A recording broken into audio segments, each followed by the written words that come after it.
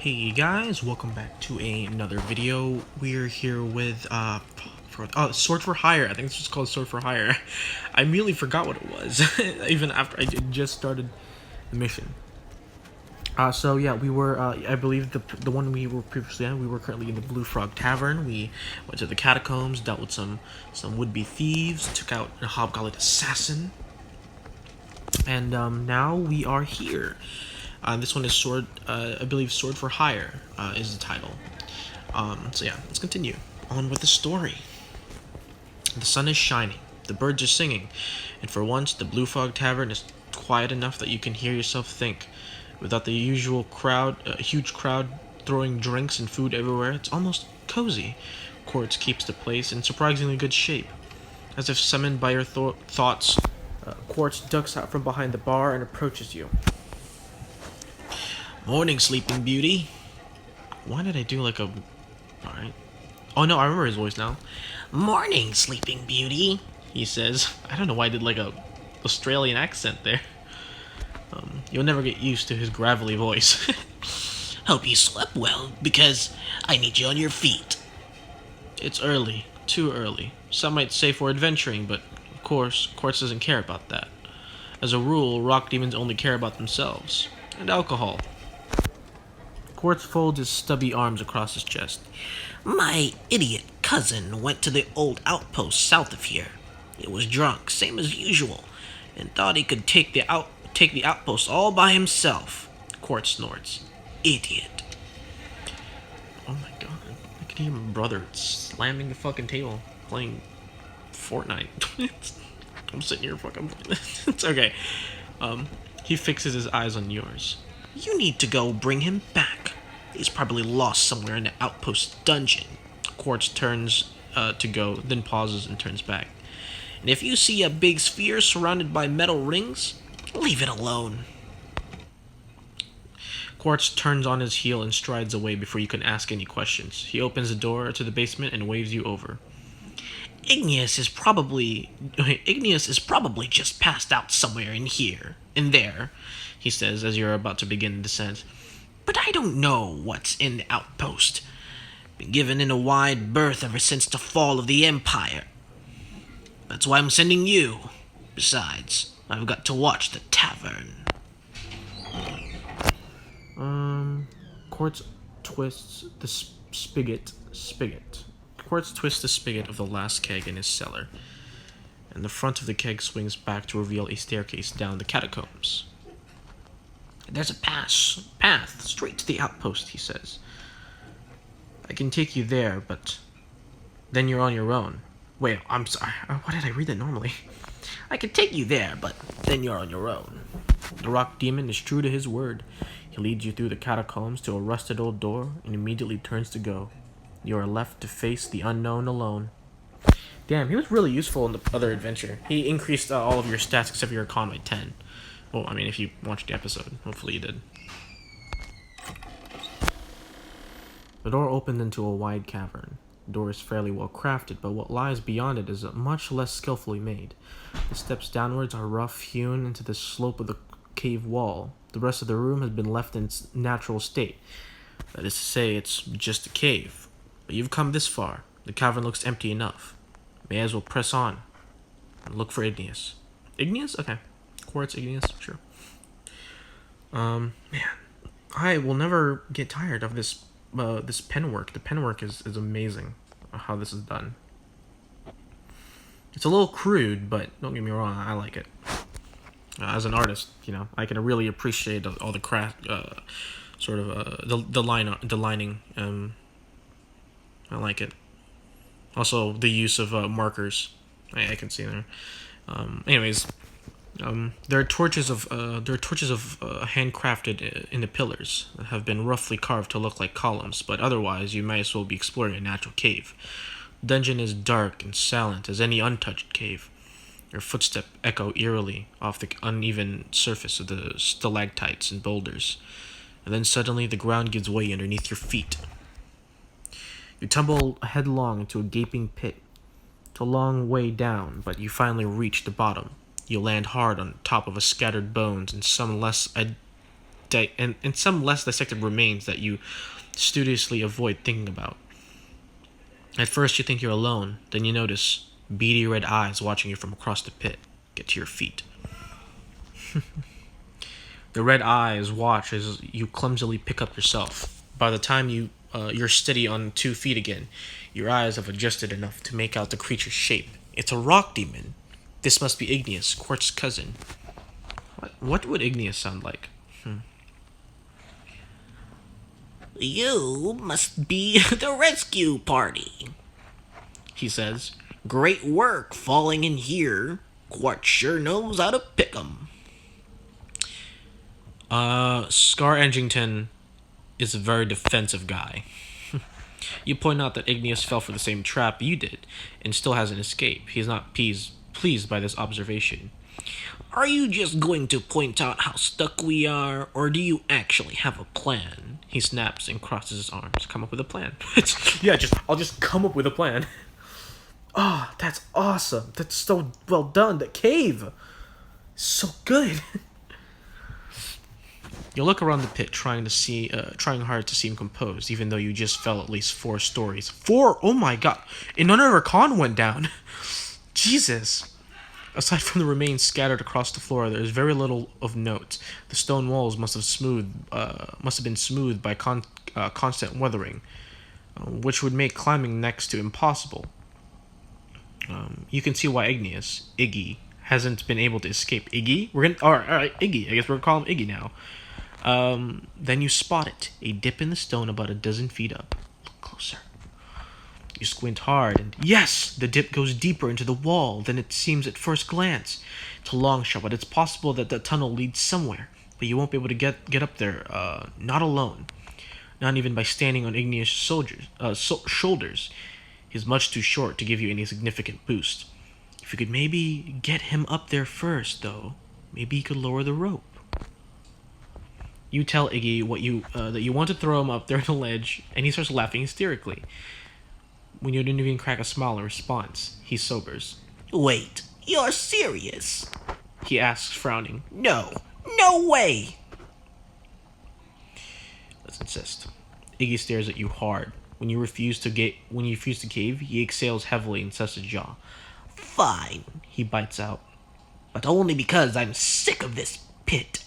He begrudgingly allows you to tie your rope around his waist, then waits, scowling for the inevitable. Let's get this over with. Igneous mutters, tightening the rope around his waist, double knotting it. You aren't sure how to pick him up. Eventually, you settle for grabbing him under the arms and lifting him like you would a child. If the child was a surprisingly heavy, deeply uncomfortable rock demon. Now that you have to throw him up to the ledge, easier said than done. It's going to take every bit of strength you have. You could have put 2 commas instead of periods there. Why am I being a grammar Nazi? I mean, this would work too, but still, Roll for strength. Oh my god, 17? Excuse me? What the? How do you expect? I was not gonna pass that. Your aim is spot on, but you underestimate the amount of strength it takes to lob a full-grown rock demon 6 feet upwards. Iggy's stomach hits the edge of the lip as he crashes on the floor. Great plan, He wheezes. work like a charm. You almost have to admire his continual snark in the face of extreme guttural pain. I kind of like this guy now. The fact that he's willing to try again. Okay. I can't fucking do it. There's no fucking way I can do it this time. I would have to get 2 6s, but it's impossible. This time, Igneous braces himself. In doing so, he saves himself a severe blow to the head when you toss him straight up the ledge. He gets up quickly but clumsily and immediately walks over and punches you in the stomach. Payback, He hisses, looking very self-satisfied. The punch is strong enough. Oh my god! one more time. Iggy growls, adjusting the rope. Don't screw it up, or I'll suck you again. Fuck, I shouldn't have done it. There's no way. Yeah, I thought so. Ah! Throw something else. Goddamn. My con! You hastily tie a bundle of jagged bones together and chuck it up to into the ledge, aware of another punitive blow from Iggy. But the bundles catches on the ledge. You tug on the rope to find it secure. I'll be damned, Iggy mutters. You did it. He immediately latches onto the end of the rope and begins climbing. For a stubby little rock demon, he's surprisingly nimble. You heave yourself up onto the ledge. It's a tight fit, but you manage to squeeze yourself into the lip side alongside Iggy. The two of you contemplate the small tunnel leading out to the pit. It's much narrower than you'd hope, but you're still optimistic about squeezing through. So call through. Do I not have? Hold on a second. View inventory. Clash, Howling Axe, Magic Helmet. Can I not wear that? Can I? Oh no, I can have that on at the same time. What am I talking about? Clash Medallion. There we go. So now I have 3 armor, which is fine. You've been in some tight spots before, but never so literal. It's incredibly slow going through the narrow passage. Iggy has no such problem and makes his way through as quickly as if there was an open ground. He is visibly frustrated with your slow pacing, huffing impatiently and tapping his foot on the ground each time he has to stop so you can catch up. Okay. There's no sudden end to the tunnel. Rather, it slowly widened until you can walk normally, then widens further until you're standing in a large cave. Glowing worm strands each down from the ceiling to cast light across the space. There are 2 exits on the far end of the cavern, uneven entrances carved naturally from the stone. Your choice, Iggy says. Doesn't matter to me. Left is always right. You step into the darkness and begin slowly making your way towards the other end of the tunnel. Iggy snickers each time you stumble over a loose rock, which happens more often than you'd like to admit. During one of these bouts of laughter, that something near Iggy makes a loud thunk sound, and Iggy immediately falls silent. The second later, you hear him collapse on the ground. Oh! Oh! What? What? What? You aren't sure whether Iggy just tripped and fell into something sinister until a moment later, when you hear whatever knocked Iggy down swing at you too. You have no choice but to stagger backwards. Draw his sword. You still can't see a thing, and you have no idea what your assailant is, or where they are, or where they are. This is not an easy fight. Yeah, what knuckle dust? This bitch is gonna die. You're dead, you motherfucker. You know how much you just dropped me? You piece of shit. I have 7 con. You still aren't sure what you're fighting, but whatever it is, you seem to have beaten it back. You gladly take the opportunity to catch your breath. To your right, Iggy groans and shifts on the ground. Ugh. He grunts, getting onto his feet. Just my luck. A knuckle duster. Doing that voice is fucking irritating. This time, when the creature attacks, Iggy fights at your side. You're fucking dead. You are so dead. You're fucking dead, yeah. Your opponent falls to the ground with a mighty thump. There's a smaller series of thunking sounds as Iggy kicks the body. Knuckle dusters, he mutters. You can almost hear the sneer in his voice as he kicks the body one last time. Long-armed idiots. Ask about knuckle nutters. Iggy's eyes narrow to slits. They're bad news, he mutters. Big ape creatures with long arms that drag on the ground. They're aggressive idiots. It occurs to you that many people might consider Igneous himself to be an aggressive idiot, but you gracefully refrain from voicing this. You've been punched in the stomach enough for one day. This way, Iggy says. His footsteps start up, then stop abruptly. No, wait! It was funny at first, but then your bad eyesight got us in trouble. Make a torch already. Iggy's red eyes are the only thing you can see in the darkness, and they stare judgmentally until you finish your makeshift torch.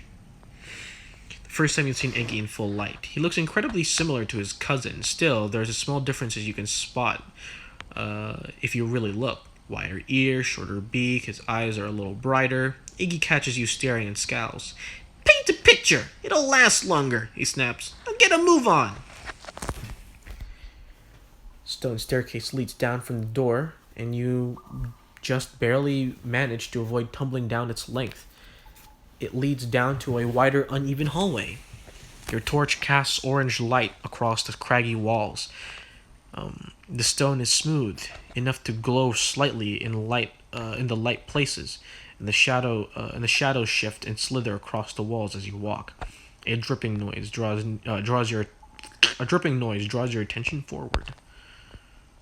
Oh my god. Okay. Why did I say that? Why did I fucking say like it was a big deal? The tunnel ends on a bank on a canal. The walls are almost completely covered in hanging moss. The water is still and black and acts as a perfect mirror when you gaze into it. There is no way of telling how deep it is. You could always try to make your way through the canal, or use intelligence to inspect the area.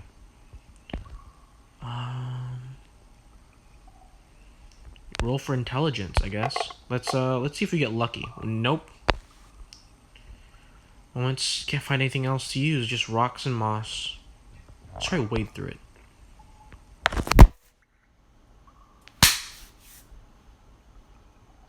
I have 2 con. Scar Edgington's gonna die in the fucking sewers. He didn't die fighting a bunch of thieves. He didn't die fighting an assassin. He didn't even fucking die in a fucking big ass castle with a mad wizard who's fucking trapped people in there for centuries and all that other shit. No, he's gonna die. He's gonna fucking die in a goddamn fucking castle. That's where the sewers. Sorry, he's gonna die in the fucking sewers by himself with a fucking piece of shit little rock bitch next to him. You dip your leg into the canal to test its depth. As soon as your boot is submerged, the water leaks through the top. You're racked with pain. Everywhere the water touches, your skin feels like it's on fire. It's fucking acid. Like being stabbed by 1,000 needles at the same time. You wrench your foot out the water and tear your boot off. Then it's just as long as agonizing for your foot to dry off. You lose 5 constitution. Jesus. Slowly, the pain fades. Iggy is glancing warily between you and the water, and is standing as far from the shore as he can. You're setting your clothing to You're setting your clothing to rights when a small wooden barge slides out of the darkness. It's manned by a grinning, one-eyed dwarf. Try to swim, hmm? He asks, eyeing you up and down. I'm sure you won't make that mistake twice. Hello there. I'm not gonna just try and steal it. I'll just fucking get on. The dwarf says, casting his eye towards Iggy as he brings the barge to stop. It's been a while since I've seen the likes of you. He grins and winks. Iggy takes a step back. I've never seen him before in my life, he mutters to you. I don't like the look of him. Let's kill him and take the barge. I'm gonna board peacefully. You jump in the shore in the barge. Iggy glares daggers at you. I don't trust you, he says to the bargeman. To the dwarf's credit, he takes it very well, responding with a shrug and a sheepish expression. Right. You know what? No. We're gonna go. You don't even bother trying to persuade. Iggy yells and wriggles like a, demon in your arms, but you hold fast. Soon you're both seated on the barge. Iggy crosses his arms and stares resolutely ahead, ignoring both you and one-eyed dwarf. Don't mind him, Dwarf says. You glance back at him and gives you a grin. You'll be off the canal soon enough. He'll get over it. Iggy snorts loudly. The dwarf grins wider and rolls his eyes. What the fuck? It's impossible to tell how far you've gone, or how long you've been going, but eventually something appears in the distance. A dim light shines out through the gloom, breaking up the infinite darkness of the canal. As soon as you get closer, you see that light is coming from the windows of a small cottage, built into the side of the canal. A long staircase leads up from the water to the front door. The door opens and a dwarven woman steps out. The dwarf docks his barge at the end of the stairs and nearly flies them to his wife. Their ensuing display of affection is very, very public. You share an uncomfortable look with Iggy, then loudly, pointedly clear your throat. The dwarves break apart laughing. Come on! Come on up, the bargeman calls you down. We've got plenty of food and drinks to share. Yeah, join them. Honestly, try the wine. Iggy expresses his distaste for the idea of you slouching further down the barge. You, however, see no reason to pass up the offer. The cottage interior is a perfect picture of domesticity.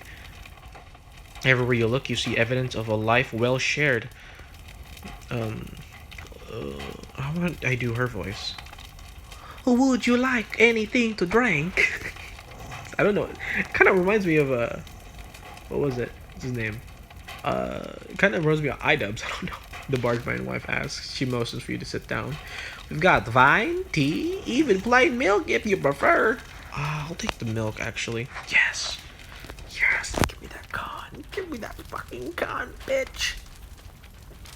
The lady smiles happily and obliges, pouring you a generous glass of milk.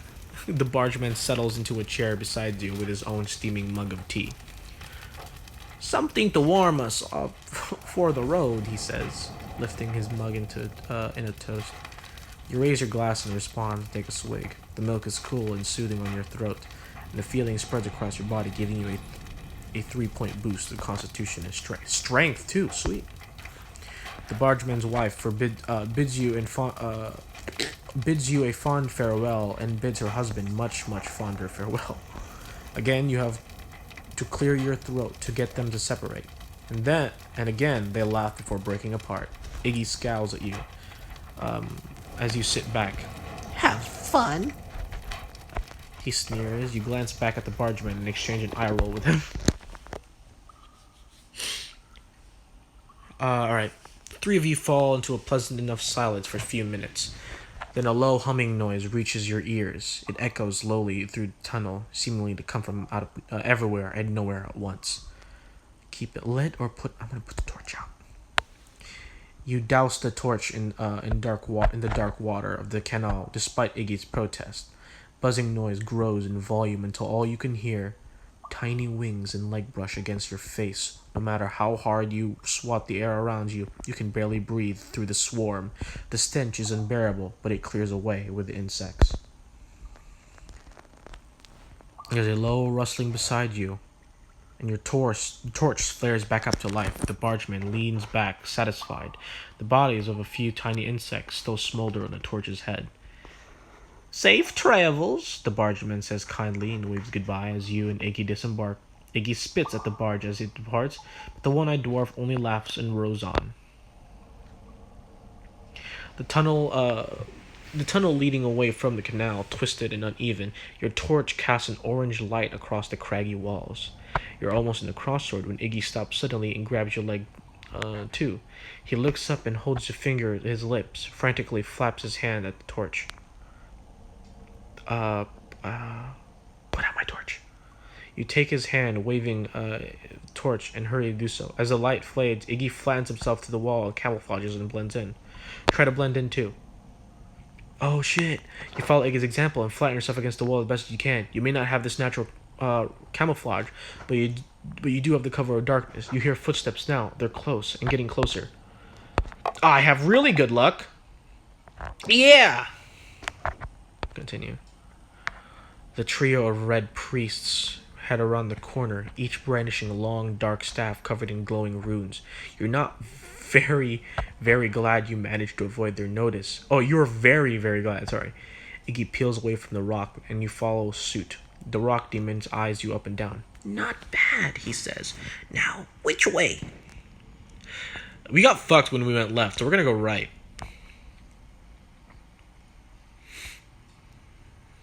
The corridor right leads to the wooden door. Iggy refuses to get within 10 feet of it. Yeah, let's fucking leave. We're leaving. Thanks, he mutters so quietly you almost don't hear it.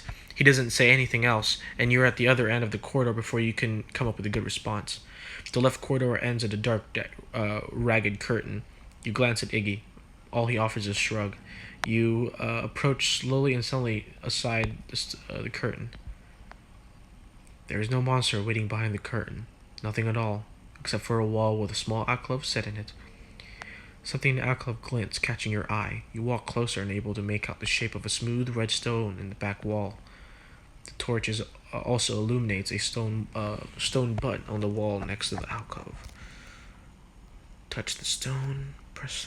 Touch the stone. Yes! Yes! I knew it! Oh my god!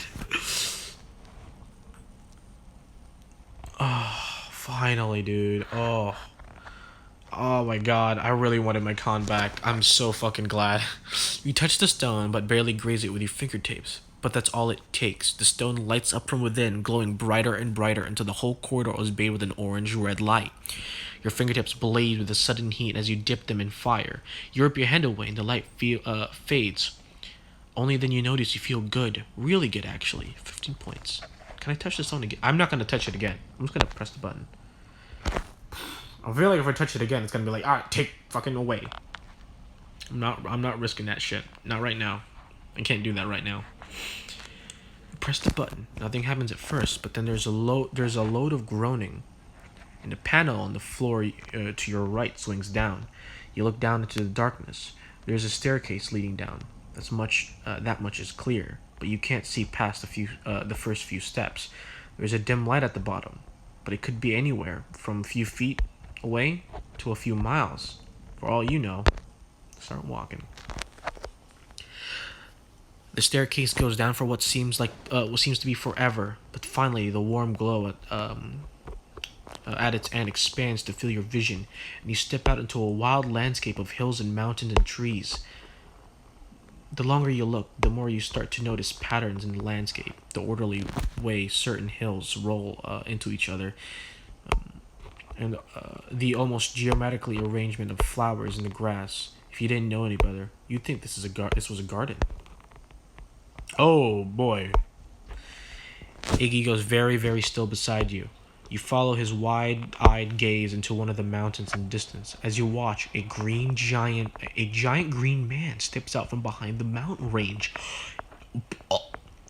What? He must be at least hundreds of feet tall, but he crouches down to examine the patches of flowers with the softest expression you have ever seen.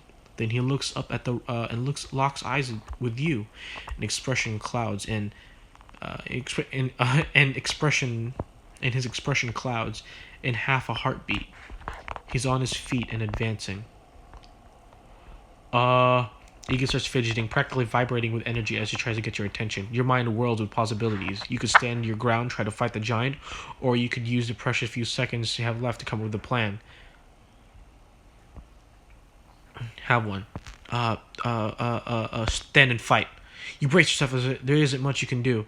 Iggy makes a noise of screaming frustration and throws up his hands, and then the giant is on you. Oh my god, I'm fucking fighting a giant! Die!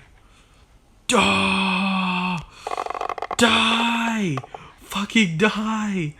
Go down! Go down! I'm gonna kill the giant! Kill the giant! Yes! The giant is so huge that his falling body splits the earth where it lands. The green of his perfect skin and plant fiber tunic blend in perfectly with the grass from a distance. He might look like a part of the landscape. Iggy punches you in the leg, hard enough to lower you to say, "You bitch! I had a plan!" He yells, kicking you in the leg before stalking off. Iggy storms over the hill, kicking up clumps of grass and, you fucking bitch. I had a plan, he cries, and you ruined it. Now we'll never find the exit. He kicks a large rock and it lands near a clump of boulders against the side of the mountain. Something there catches your attention, and you point it out to Iggy. He deflates at the side of the tunnel carved into the mountain. Whatever, he mutters. You're still an idiot. Iggy's still fuming as you walk into the tunnel. It's dark, but you don't need to see him to hear him stomping. or feel his frustration. You're just like Quartz, he blurts out angrily, bursting to the surface. He never listens. Just because I'm a little younger than him, that doesn't mean I can't. Ugh. What are you, a fucking teenage girl? God damn. Iggy? I mean, his name is Iggy. Makes sense. No offense to anyone who's named Iggy. He throws up his hands. I could have handled that giant, but no, you had to ruin it. I'm gonna ignore him. Fuck you. You stay silent and Iggy doesn't speak up again. That doesn't mean the atmosphere improves though. If anything, Iggy tenses up more each step forward. His shoulders are tucked up against his ears as he's stomping down the tunnel. You and Iggy are both forced to halt against a gust of forge hot air blast through the tunnel. It leaves both of you sweaty on edge. Rock demons can sweat? That's weird. Like, do they... Alright, sure. Things only get worse as you move forward and reach the end of the tunnel. It leads you into an enormous cavern, most of which is occupied by a giant pillar of fire. Of course, Iggy mutters. Why not? Alright. You step cautiously inside. There is only a few feet of rock ledge separating you from the fire, and it continues left and right in a winding path around the edge of the cavern. Iggy swears under his breath. You're tempted to do the same. Sweat is already pouring down your face and you've only been in the room for a few seconds. But the only way out is forward. So you've got no choice but to stick it out. Left or right? Left or right? Right. Fuck. You made it nearly halfway around the pit when the ground starts to tremble under your feet. Iggy mutters a curse and jumps backwards. You ought to follow his example. Iggy, you piece of shit. This would have been a lot easier if... You leap backward just in time. The pathway in front of you gives out completely, crumbling down into the pit. The flames surge up to fill up the gap, and the way forward is blocked. Great! Iggy growls, stomps away from where you came. Follow him.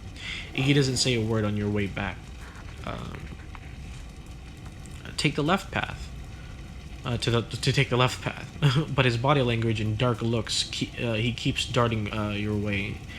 Say, wait, oh my god. His body language and dark looks keeps darting your way. Say more than words you could anyway.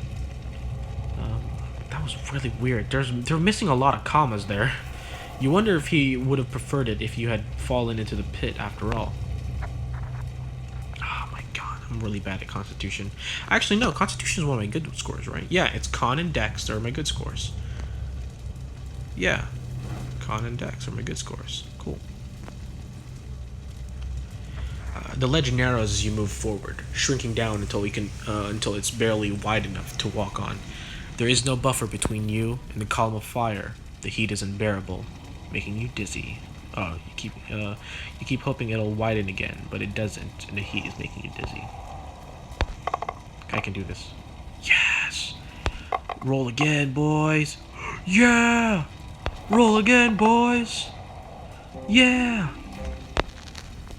You grit your teeth and manage to muscle through the dizziness. Black spots dance around the edge of your vision, but you ignore them. And then finally, the ledge widens again. You nearly collapse with relief.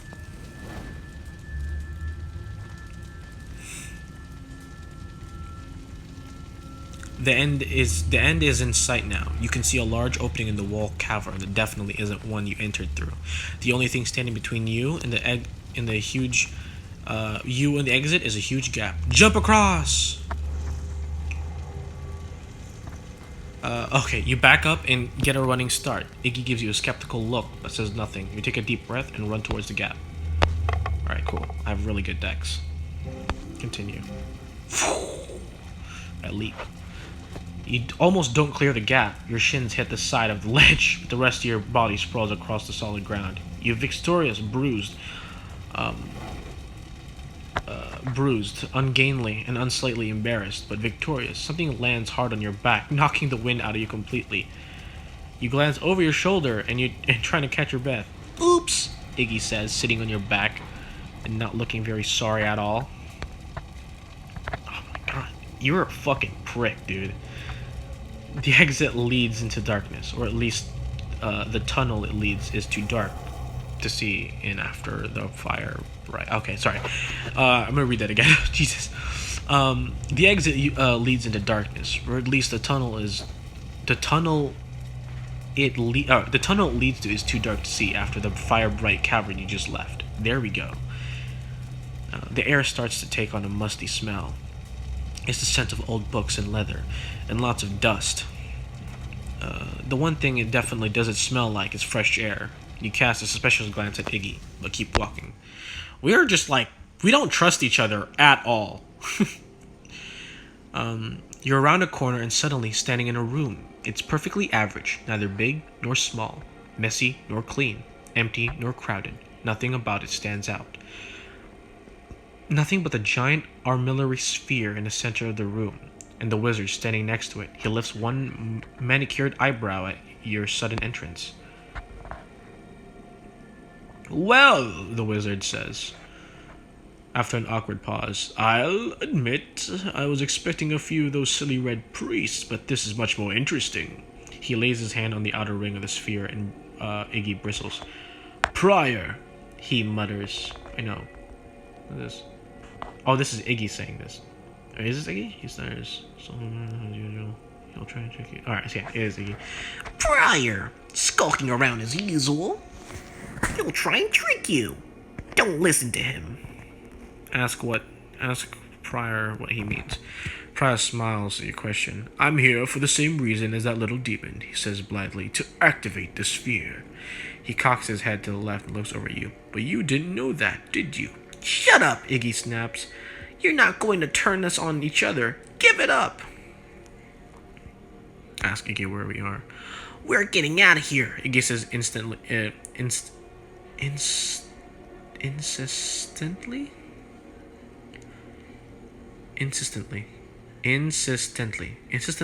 Okay. Why was that such a bother? Jesus. And our way out is through him. Prior chuckles. Is that really the story you've been telling? That you're just trying to escape? I'm not sure whether it's admirable or pitiful that you keep clinging to your lie, he says. The wizard gazes shift at you. And you've been buying that lie? Really? You never thought that this demon might have something else in mind? Question Pringy.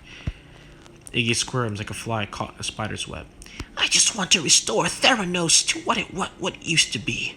The way Quartz says it was when... Oh, wait, no. The way Quartz says it when the sphere still worked. And sure, maybe I lied. But I didn't know if you'd come... If you knew the truth. The only way to make the sphere work again is with blood. Didn't he tell you that? Alright. I'm gonna trust you this time, Iggy, but if you stab me in the back, I'm going to murder you. Attack Prior. You run at Prior without warning, drawing your weapon and swinging you run at Prior without warning, drawing your weapon and swinging with as much speed as you can muster. Iggy whoops and follows. Prior's reflexes are better than you expected. He steps out way before you can hit him. Fine, he growls, his eyes flashing. I'll just kill the both of you. Oh my god, he adds almost as much as I do. He's a player character. I just have to roll better than him. Yeah. Let's do this, boys. Come on. Yeah! You dealt 6 damage with 5 absorbed by armor. Oh my god. Let's go. Roll better. I just gotta roll better. Come on. Okay? Alright, that was... Come on, bud. Come on. Yes! There it is! Bam! Come on. Damn it! I had some decent rolls there. Come on. Fuck, I had decent rolls there too.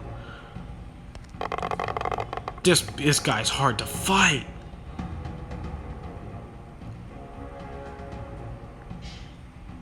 Yes! He's dead. Prior stumbles back. As the life leaves his body, he falls backwards into the sphere's metal armature. There's a tiny noise as his blood drips into the sphere, and then suddenly the sphere lights up from the inside. The continental rings start to spin, throwing Pryor's body into the floor. Then they slow down until they're barely moving, just drifting slowly around the central sphere. Approach the sphere. You cautiously approach Emerald's sphere. It doesn't move or change as you get closer, but a low humming starts up in your bones. The closer you get, the more it feels like your bones are vibrating in your body. Iggy follows closely. He shivers as both of you step up to the sphere. Touch the sphere! I want! That power is mine! You reach out and lay a hand on the metal armature. Immediately, your mind is overwhelmed with an intense awareness of everyone and everything in the ruined lands. Strange crystalline images and jumbled noises occupy your senses.